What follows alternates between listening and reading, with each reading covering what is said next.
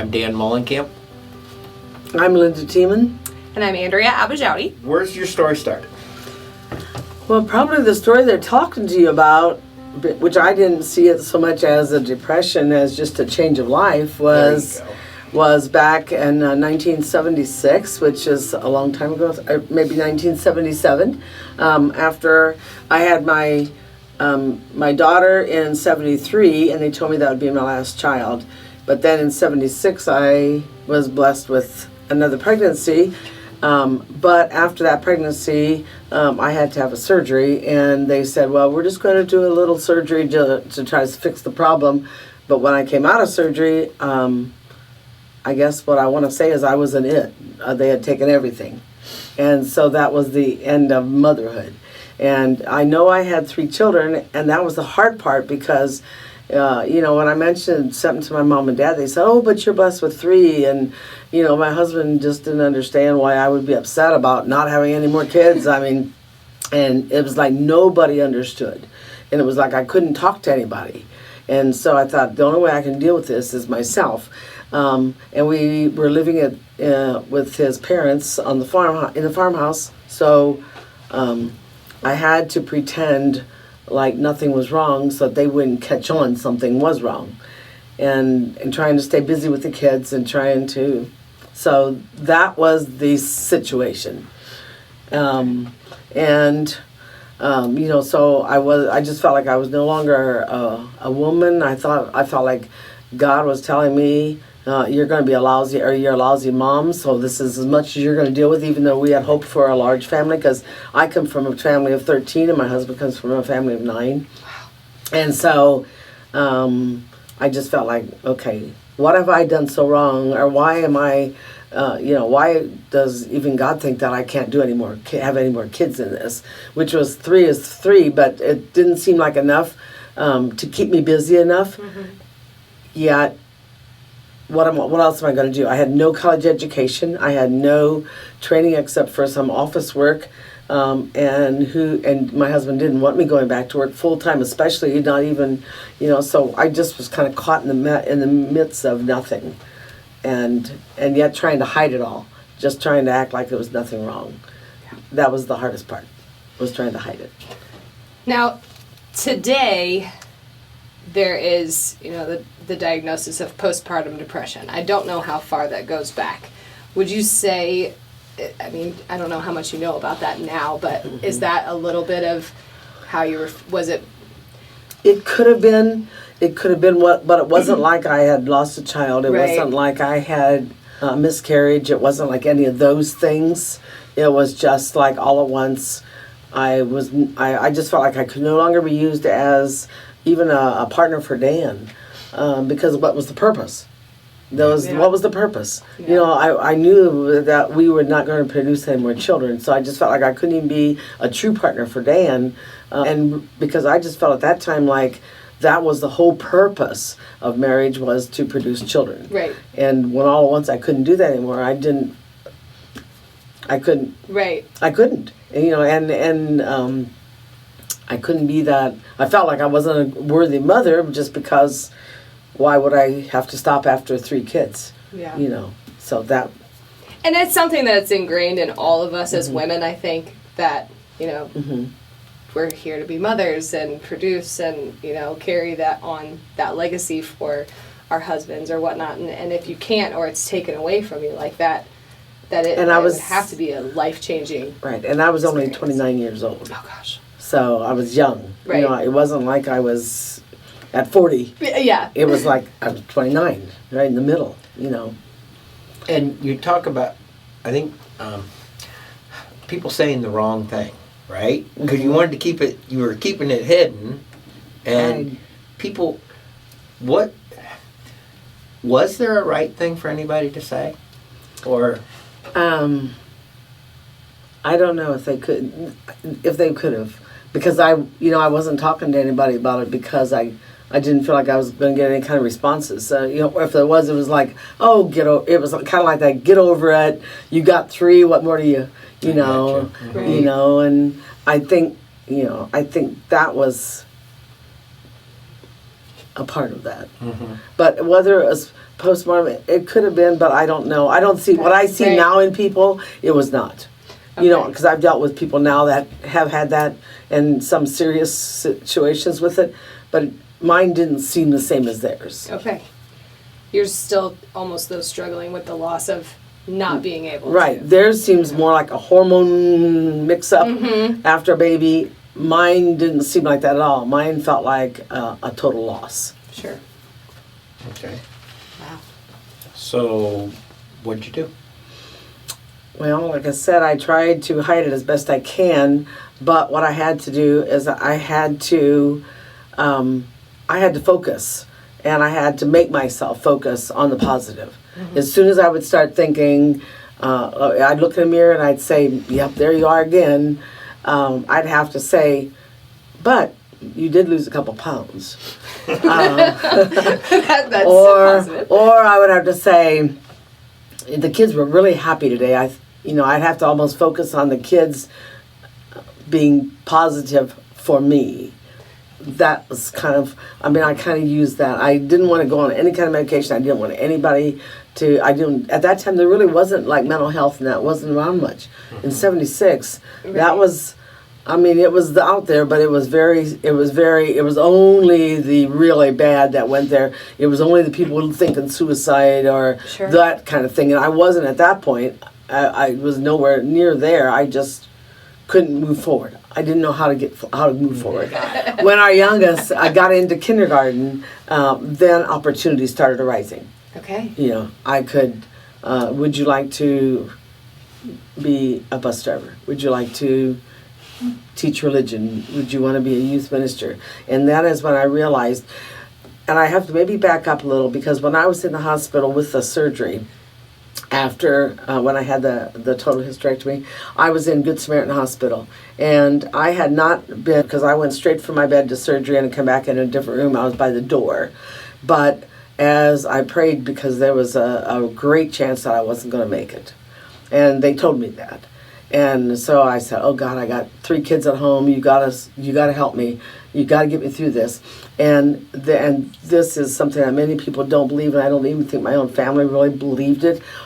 But as I'm laying in the bed saying, "God, you got to help me because I've got a family at home. I've got a mother and father-in-law that I'm responsible for at home. I have got to get better and get out of here."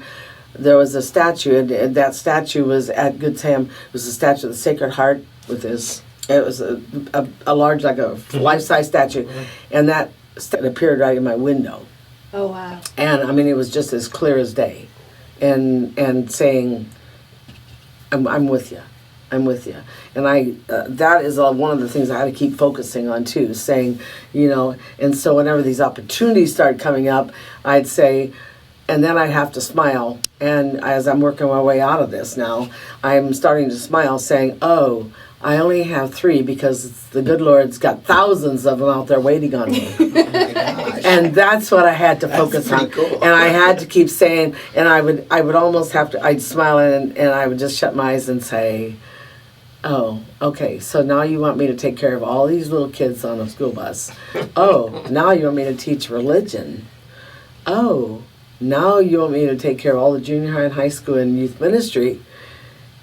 Now, and as I allowed those things to happen, and I had to allow them to happen. I had to say yes, even though many times I thought, "I can't do this, I can't." I had to say yes. And then all at once that all disappeared. Wow. And then I was able to help all the other people that were going through something, because I knew what they felt like. Mm-hmm. I wasn't saying get over it. I didn't have to say that because I knew it wasn't the right thing to say. It's just like at a funeral when people say, "Oh, he's in a better place." Those are the worst words you can say. At least I think so. Because, no, the best place was right here with me. The best place isn't somewhere else. And when you tell somebody that, I just think it's the wrong thing. It's like saying to me, "Oh, get over it, you got 3. Mm-hmm. So what do you say to people now? If you come across someone going the same experience, what would you say? Well, I don't know if they're the exact same experience, but when I can see that they're down and something's wrong, I usually say to them, you seem to be yourself. Is there something you want to talk about? And if they say no, get out of my life. No, I don't need to talk. I leave it alone. If they say, well, maybe sometime I always say, well, I got time right now. Even if I don't have. Yep. I just say, I got time right now. Even if I don't have. That's perfect. Because you know. Because I know if you don't do it now, something, it may not ever, that opportunity may not come back because, in one situation that I felt like I was the savior of that one. I had been seeing things going wrong with this person, but she called me one day and she said, I'm doing it. She said, I got them all laying out here in front of me and I'm doing it. And I don't know where the words came from, but I said, well, wait till I get there. And when I got there, she had everything laid out and she was ready to go. Oh, and so instead, I picked them all up and I said, what kind do you have here? All right, now I have possession. Yeah. For one thing, I had possession. I could buy time. Yeah. And then we talked and it all turned out. It all worked out. But I'm afraid if I would have said to her, I don't know, well, I can't come over right now. Why don't we get together tomorrow night? I don't know that it would have waited till tomorrow night. Right. So you got to take that time when the time is right now, whether it's there or not. That's excellent advice, actually. Sometimes there isn't tomorrow. Yeah.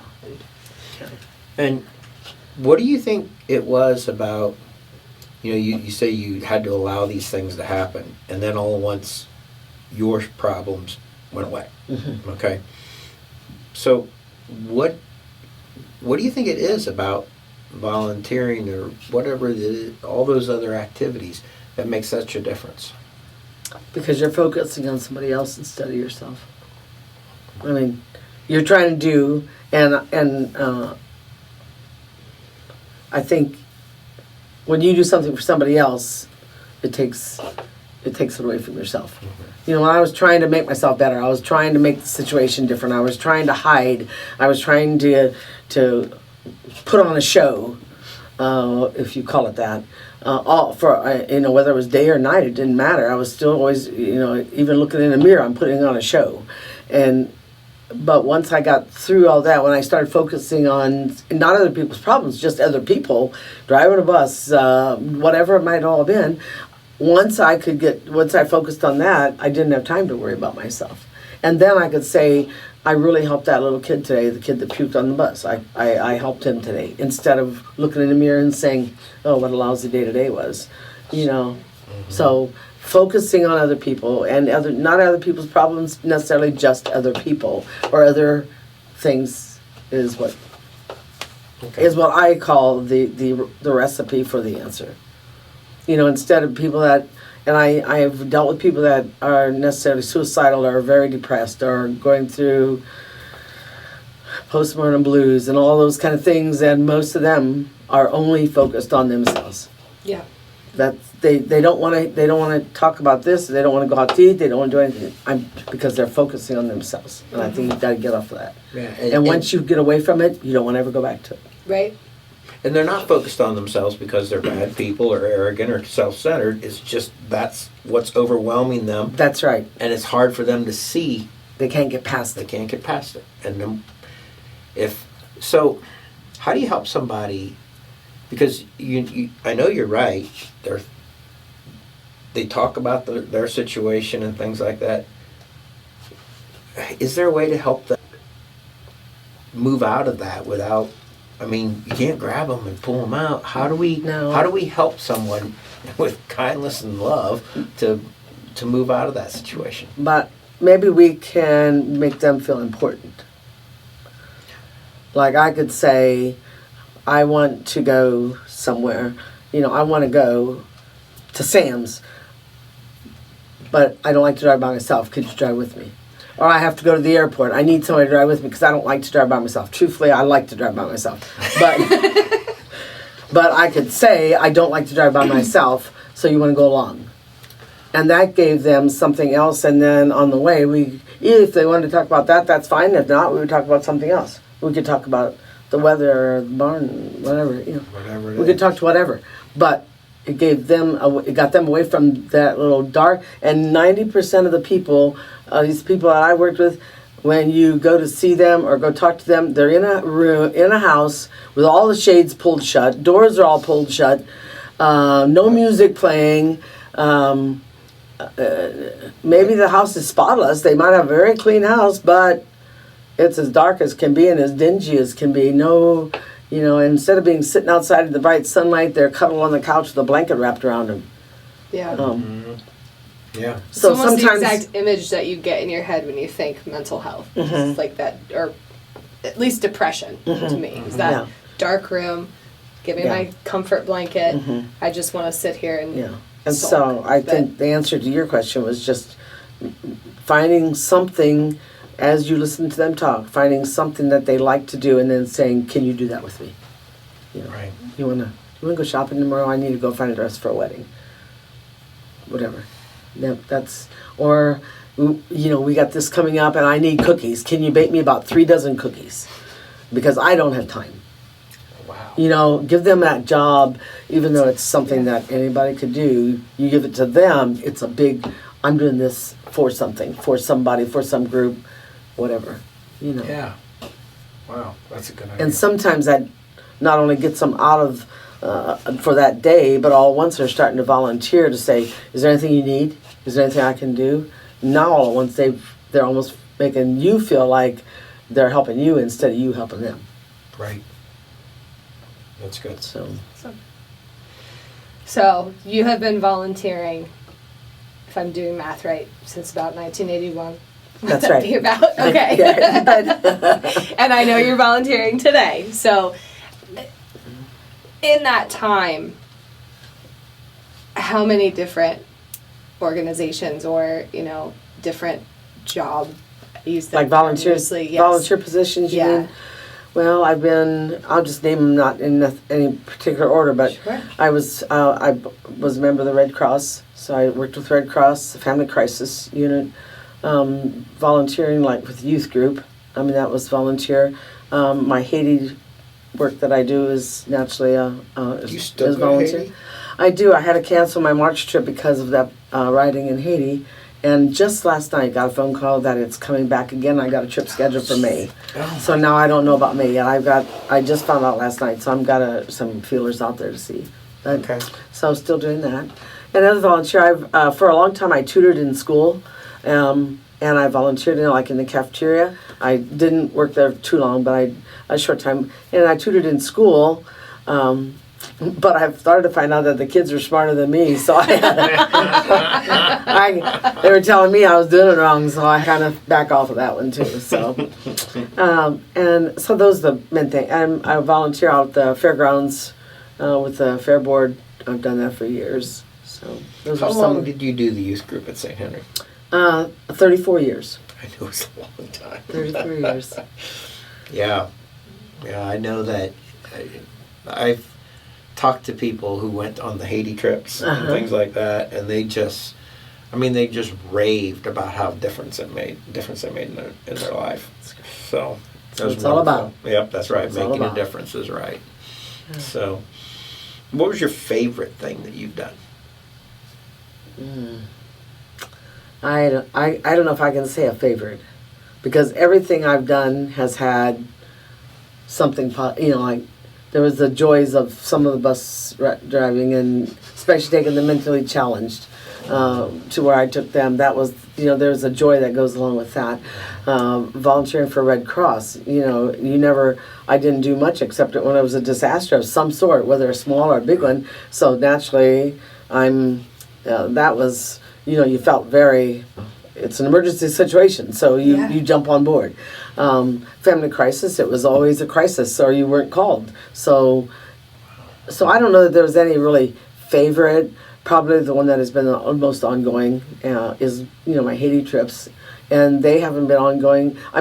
They have been ongoing since 1982 when I made my first one, but it's about the people I bring. It's not about how many times I've been there. So many people say, well, how many times have you been there? How many times have you gone?